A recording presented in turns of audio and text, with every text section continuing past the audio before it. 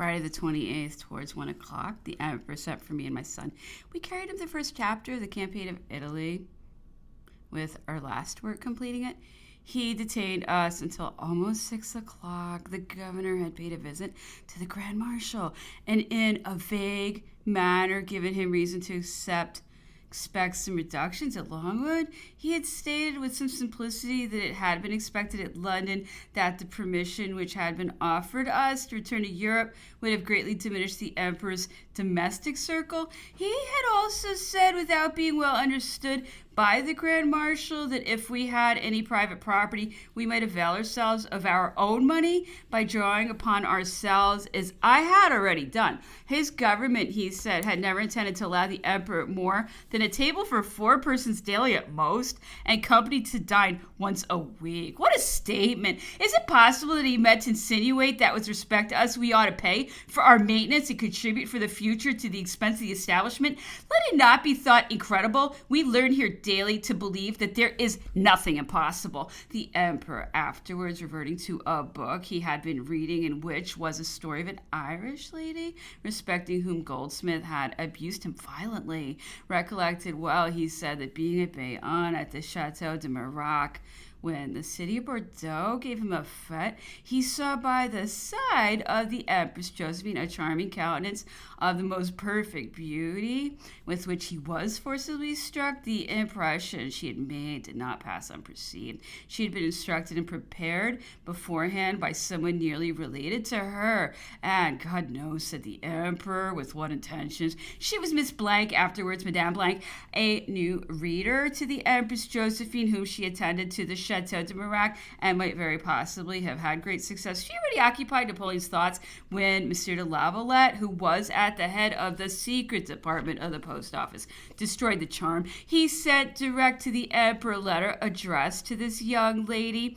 It was from her mother, her aunt, an Irish woman, and contained minute directions for the part she was to play, and particularly urged her by all means to contrive to secure such a living pledge as might prolong her empire, or at least secure her great influence. On this perusal, said the emperor, all illusion vanished, the coarseness of the intrigue, the turpitude of the details, the style, the hand which had written the letter, but above all, her being a foreigner, produced immediate disgust, and the pretty little Irish girl was, in fact, as Goldsmith says, put into a post-chaise and suddenly packed off to Paris. And here I find, continued Napoleon, a libel imputing this to me as a crime, when in fact it was much rather a virtue in me, an act of continence, of which I might perhaps boast with much more reason than the famous Scipio. But this is the way in which history is written.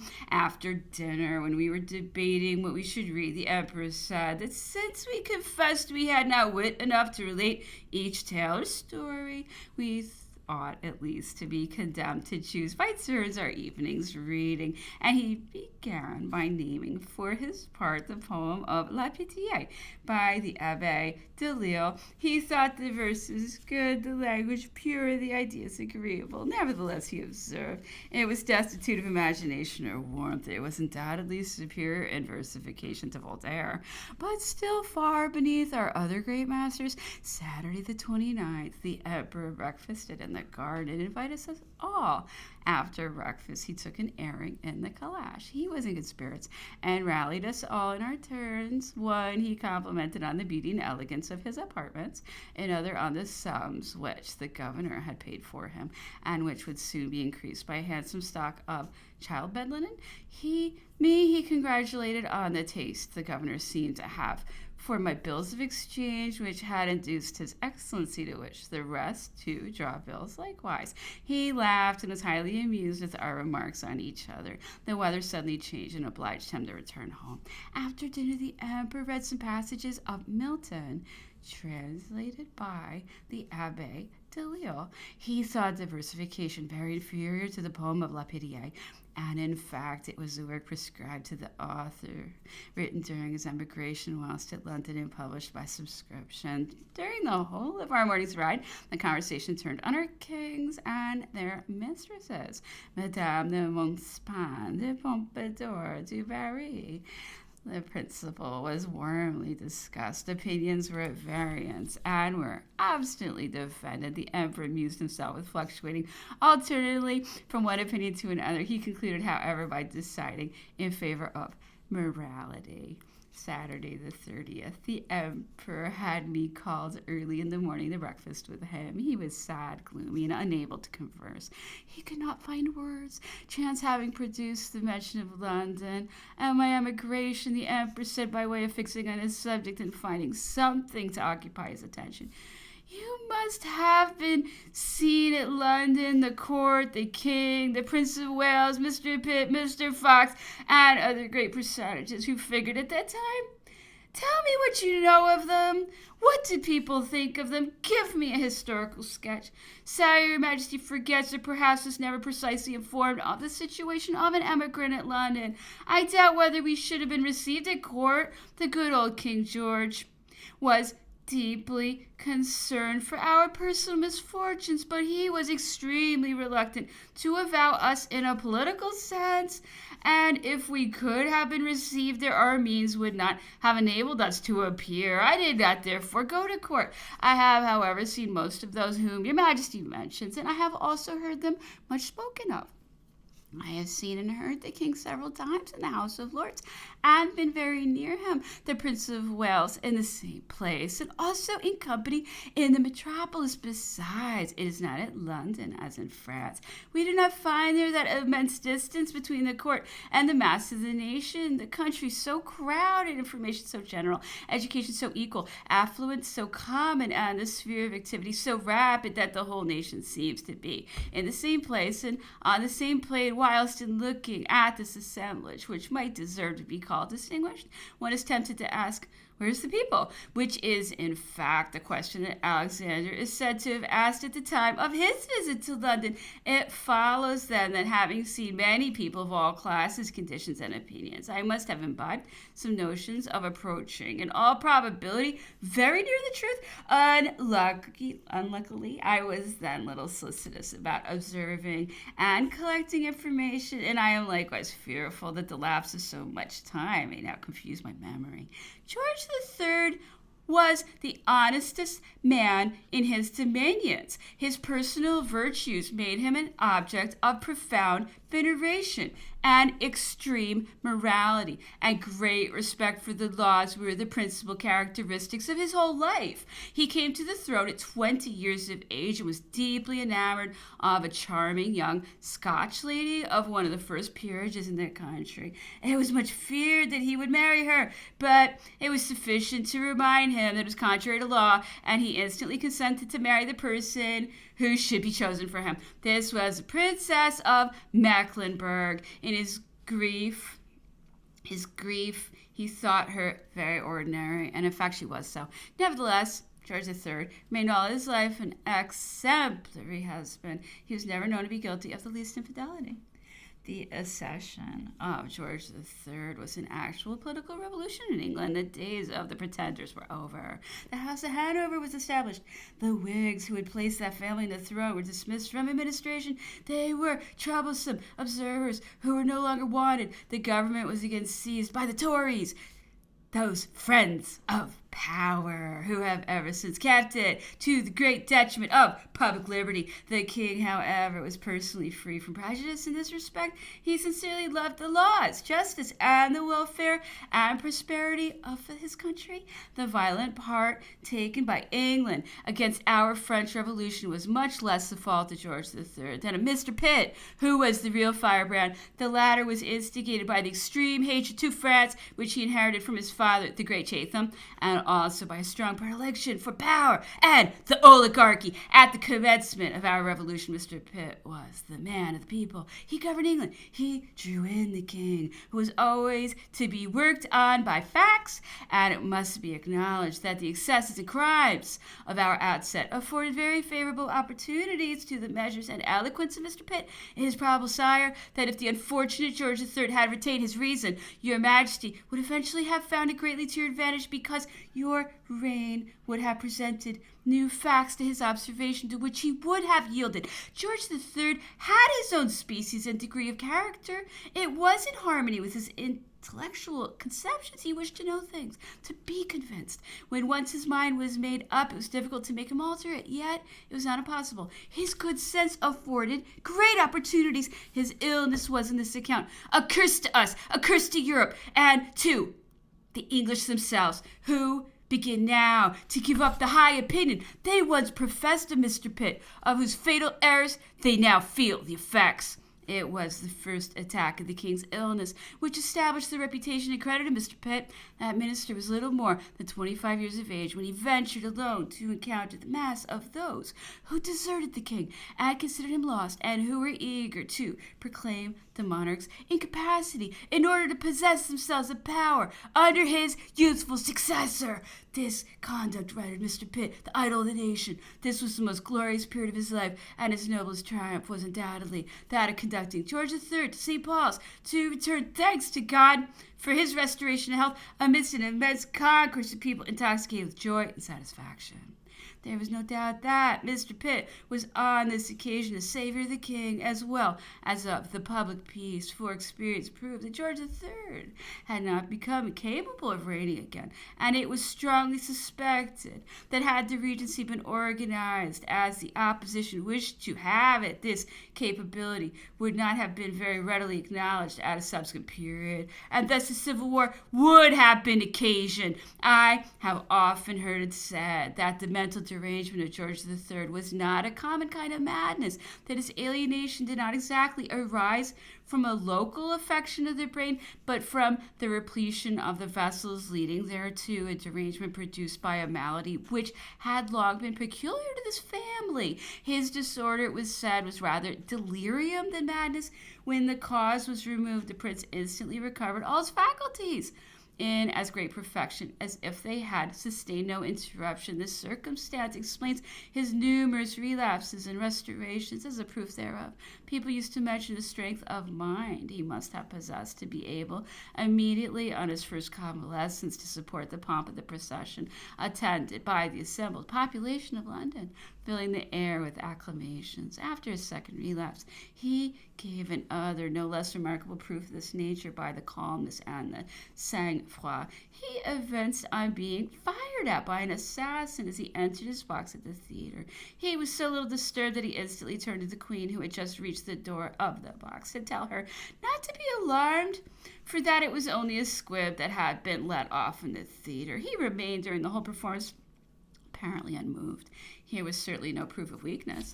The permanence of the complaint in his latter years might indeed be opposed to these facts, if it be certain that he had not long lucid intervals. George III, although so worthy and well-meaning a monarch, was several times very near falling a victim to assassins. Several instances of the kind occur in his history, and I do not believe any of the persons implicated suffered death, because they all appeared to be insane, all religious or political fanatics. The last and most famous attempt was occurred, I think, in 1800. The king went to the theater, as he did from time to time at that critical period, by way of a kind of fete to keep up his popularity. As he entered his box, a man in the pit took aim at him with a holster pistol, and the ball only missed through the king's bowing at the moment to salute the public. The dreadful tumult that ensued may easily be conceived. The man did not attempt to deny his crime. He was precisely such another as the fanatic at Schönbrunn, who would have sacrificed your majesty, and always maintained that he had no other object in view than peace and the happiness of his country. A jury pronounced this man insane, and he was condemned to confinement. During my excursion to London in 1814, a singular chance procured me a sight of this very assassin, my mind being still occupied with the mission which your majesty had confided to me the preceding year, concerning the depots of mendicity and houses of correction. I wished to see the English establishments of this description. Whilst I was taking a minute survey of Newgate, I entered an apartment in which I found a great number of condemned persons enjoying a certain degree of liberty. The first on whom my conductor fixed his eyes happened to be Hatfield, field, whom he pointed out to me and whose name I immediately recollected, and asked if he was the man who had attempted to assassinate George III. It was the same, he said, and that he was undergoing the confinement to which he had been condemned for his madness in Newgate. I observed that at the time this madness had been much doubted and contested by the public, as it always happens in such cases. I was assured, however, that Hatfield was indisputably mad, but only by fits, and his madness was, however, so mild that he was suffered to go into town on his word, and that he was the first to request he might be attended to when he felt that his disorder was coming on. My conductor then called him. Having ventured to ask him some questions, he immediately discovered me to be French by my accent, and told me he had often fought against my countrymen in Flanders. He had served in the Light Horse Dragoons under the Duke of York. He bore their marks, he said, showing me several scars, and yet he added he was far from hating them, for they were brave, and were not to blame in that affair. People had insisted on meddling in their disputes, which concerned themselves only. He began to grow very warm, which induced my conductor to make me a sign and to send him away. We had touched the chord of his derangement, my conductor observed, and we continued. He would have become outrageous. But I returned to George III. The predominant sentiment of that prince was the love of the public good and the welfare of his country. To these he always sacrificed every consideration. This alone induced him to retain Mr. Pitt for so long, towards whom he felt a strong repugnance, because he was very ill-treated by that minister. The crisis was of the most vital importance to England, the danger most imminent, the talents of the prime minister of a superior kind. He was therefore necessary. Presuming on the omnipotence of this circumstance over the king's mind, Mr. Pitt ruled him tyrannically, and without the least delicacy. He scarcely allowed him the disposal of the most trifling place.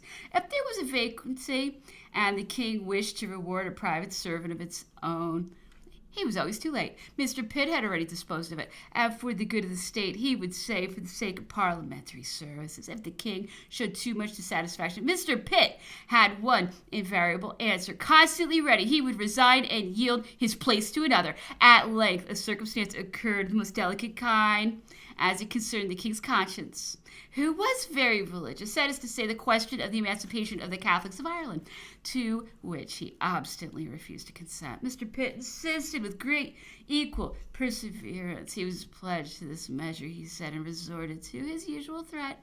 But the king this time took him at his word, and, overjoyed at his deliverance, repeated the same day to several persons that he had now got rid of a man who had for 20 years been kicking at him. And it may not perhaps be useless to observe here, as a remarkable singularity in contrast to Mr. Pitt's ill usage of the king, that George III has been heard to say that of all of his ministers, Mr. Fox, so much accused of republicanism, and perhaps not without foundation, was the person who, when at the head of affairs, had constantly shown him the greatest delicacy, deference, respect, and attention. Nevertheless, such was the influence of the public interest over the king's mind that, notwithstanding all his aversion, he reinstalled Mr. Pitt a year after. It was thought at the time that when Mr. Pitt retired, he had had the address to fix Mr. Addington, a creature of his own, in the ministry in order to be able to replace himself there in a short time without difficulty. But it has since been proved that Mr. Pitt himself was obliged to have recourse to intrigues to overthrow his successor and obtain his second administration, which, however, was by no means worthy of him. It was filled up with disasters which he himself had occasioned. The ball that decided the victory of Austerlitz killed him in London. Time daily undermines the great reputation of Mr. Pitt, not with respect to his eminent talents, but their fatal employment. England groans under the calamities with which he overwhelmed her, the most fatal of which are the school and the doctrines he bequeathed to her. He introduced the police into England, accustomed the nation to an armed force, and commenced that system of information, snares, and demoralization of every kind so completely perfected by his successors. Note that his great system of tactics was constantly to excite our excesses on the continent and then to hold them up as a scarecrow to England, which immediately granted him all he wanted. But what did you all say to that? Asked the emperor. What was the opinion of the emigrants? Sire replied, we all constantly saw through the same glass. What we said the first day of our emigration, we still repeated on the last day of our exile. We had not advanced one step. We'd become and remained a people by ourselves. Mr. Pitt was our oracle. Whatever was said by him, by Burke, Wyndham, Ernie, of the most violent on that side of the question, appeared to us to be delicious. All that their adversaries objected abominable, Fox, Sheridan, and Gray, were in our eyes nothing but infamous Jacobins. We never called them by any other name. Very well, said the Emperor. Now return to George III. This virtuous prince was excessively partial to private life and rural occupations. He devoted all the time he could spare from the business of the state to the cultivation of a farm a few miles from London. He never returned to the capital except for his regular levees or extraordinary councils required by circumstances, and he immediately returned to his fields, where he lived without pomp and like an honest farmer. As he said himself, all intrigues were left in town about the ministers, and amongst them George III had many domestic troubles. His sister was Matilda, Queen of Denmark, whose story forms so melancholy a romance. His two brothers caused him many vexations by their marriages, and he had not reason to be perfectly satisfied with his eldest son. The two brothers of George III were the Duke of Cumberland and the Duke of Gloucester. I often saw the latter in private society. He was the worthiest, most polite, and honorable man in England. Both these illustrious individuals, according to the spirit of the British Constitution, were entirely strangers to public business. The king heard that one of them had married or was about to marry a private individual. This was a great crime. In his estimation, he had himself made a great sacrifice to avoid committing it. He was extremely angry, and whilst he was sending a message to Parliament against the brother who had thus given offense, he was informed that the other had eloped to Calais for a similar purpose. It was like a fatality, an absolute epidemic, for it was at the same time reported on all sides that the heir apparent himself was also secretly married. What, said the Emperor, the Prince of Wales? Yes, sire, himself. His marriage was everywhere talked of, but with circumstances not sufficiently certain for me to venture to repeat them. The fact, however, seemed generally acknowledged, but as the prince afterwards caused it to be contradicted in Parliament through the medium of the opposition, we are bound after that to believe him. I have it, however, from the mouth of a very near relation of his pretended wife, that the matter was positively so. I heard this person give way to the most violent rage on the solemn marriage of the prince, and threatened to resort to personal violence. It might therefore be considered a contested point, which was unavoidably represented according to party spirit, some obstinately maintaining the reality of the marriage, whilst others denied it in the most violent manner. Perhaps this contradiction might be reconciled by the consideration that the person he was said to have married, Mrs. Fitzherbert, was a Catholic. This circumstance rendered the marriage impossible in the eyes of the law and perfectly void with respect to the heir to the throne. However this may be, I have often met Miss Fitzherbert in company. Her carriage bore the prince's arms, and her servants wore his livery. This lady was much older than himself, but beautiful, agreeable, of a powerful mind, and haughty, impatient temper, which often involved her in disputes with the prince and gave rise, it was said, to scenes of violence not very becoming such elevated rank. It was during one of the last quarrels of this kind, when, they say, Mrs. Fitzherbert had obstinately kept the door shut against the prince, that Mr. Pitt dexterously took the opportunity of persuading him to consent to a marriage with the Princess of Brunswick. But stay, said the Emperor, you go too fast. You pass over what chiefly interests me. Under what auspices did the Prince of Wales enter into life? What was there peculiar in his political conduct, his situation with regard to the opposition, and so forth? This prince, sire, came before the public with all the advantages of countenance, person, and mind. He was greeted with universal enthusiasm, but he soon evinced those inclinations and began to act that part which seemed necessarily imposed on great lords in the middle of the last century, the madness of gaming and its consequent embarrassments, table and other excesses, and above all, a set of companions disapproved of by the public. Then it was that all generous hearts were grieved, hope was blighted, and the middling class, which in every country really constitutes the nation, and which, it must be confessed, is in England the most moral population of all Europe, despaired of the future. It was a received adage in England, among the lower classes in particular, that the Prince of Wales would never reign. The fortune tellers and witches, it was said, must have foretold it to himself. The opposition into whose arms he had thrown himself as heirs presumptive to frequently do. The opposition whose stay and hope he was, perhaps trying to deceive themselves when this misconduct was mentioned to them, used to get through it by saying that he would be another Henry V, that Henry V had been extremely dissipated when Prince of Wales, but that he became the greatest king of the monarchy. And thence they concluded that the Prince of Wales should make one of their greatest kings. But did he adopt the Revolutionary Party and defend our modern ideas, said the emperor? No, sire. As the fever of revolutionary principles increased, decency compelled him to withdraw by degrees from the opposition which defended them. He relinquished all ostensible alliance and filled up the void of his life by giving himself up to pleasure and its attendant difficulties. He was constantly overwhelmed with debts, although Parliament had already paid them several times. By these encumbrances, he was greatly embarrassed, and his character and popularity were endangered. It was whilst thus involved, and during a quarrel with Mrs. Fitzherbert, that Mr. Pitt got hold of him, offering to pay his debts again if he would adopt his father's views and consent to marry. He was obliged to submit to all that was prescribed, and the hand of the Princess of Brunswick was asked and obtained. But during the short interval of the negotiation, a celebrated woman who had long aspired to govern the prince, finding the place vacant, occupied it herself. It is pretended that she has said she had sought this connection for 20 years. She was much older than himself, a circumstance which seemed like a peculiar taste in this family, having also been remarked in several of his brothers. This person was immediately appointed Lady of the Bedchamber to the future Princess of Wales. She even went to meet her and bring her to England. It was under such auspices, such malignant influence, that the bride landed on the British shore. Accordingly, it is positively asserted that this unhappy princess had not even the whole 24 hours of enjoyment, still less that privileged period emphatically called by the English the honeymoon. From the very day after her marriage, ridicule, neglect, and contempt were her portion. All who possessed the least spark of generosity or morality in England took her part and loudly exclaimed against the manner in which she was treated. The greater share of the odium, however, fell on Lady J, who was accused of having bewitched the prince.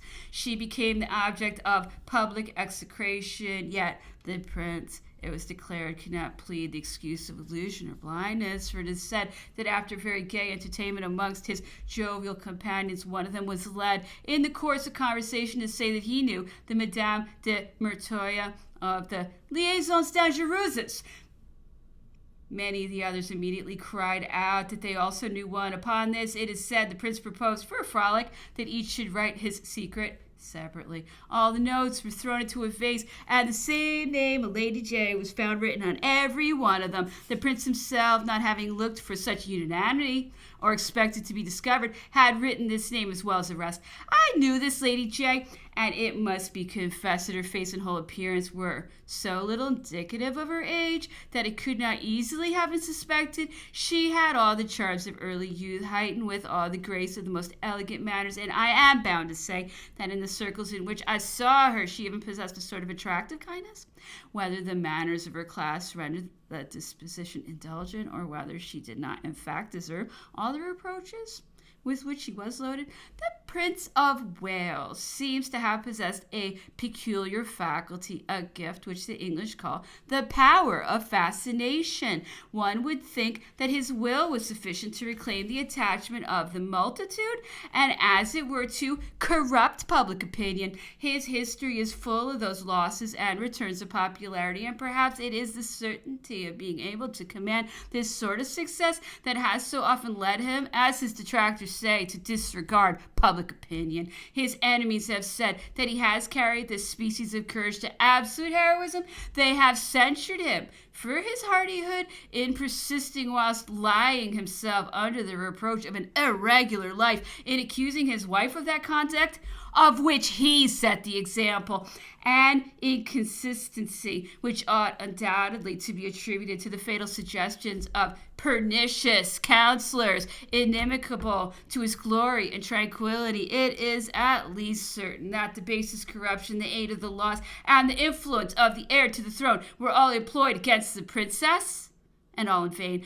a circumstance which it is said used to torment the prince and expose him to ridicule. People laughed at his unprecedented ill luck in being unable to prove, with all his endeavors, what so many husbands would give so much to conceal. Hatred increased on every new defeat, and with it the sufferings of the victim. She was reduced at last to a sort of banishment, to a place a few miles from London. She was deprived of her daughter. She was insulted in the sight of the allied sovereigns when they visited London, but the expression of the feelings of the multitude was always ready to avenge her, and it became necessary to get her to quit England, which she was induced to do voluntarily by the aid perhaps of the perfidious insinuations of some pretended friend.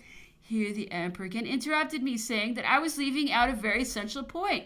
When and how had the prince attained the royal authority? How had he arranged matters with the opposition? What had he done with those old friends? Sire, I replied, my information ends here. There was a time when political events induced your majesty to cut off all intercourse between England and France. We no longer obtained the papers. We were prevented from receiving letters. The two nations had no longer anything in common. There is therefore an actual blank in my intelligence, which I should be unwilling to fill up with mere conjectures. I understand, however, that after several recoveries and relapses of the old king, all parties at length agreed to consign the regency to the Prince of Wales and place him in full possession of the sovereign authority. The long-expected period of changes and of hopes was at length arrived. The gates of heaven were now open at length to that opposition which had so long eulogized the prince, to those old friends who had seemed from infancy to unite their fate with his, but to the great and universal surprise of the nation, and through I know not what contrivance of Lord Castlereagh, nothing was altered. Those old ministers who had so long been the objects of the prince's dislike and censure kept their places, and those intimate and dearly beloved friends who had so long been caressed remained out of office.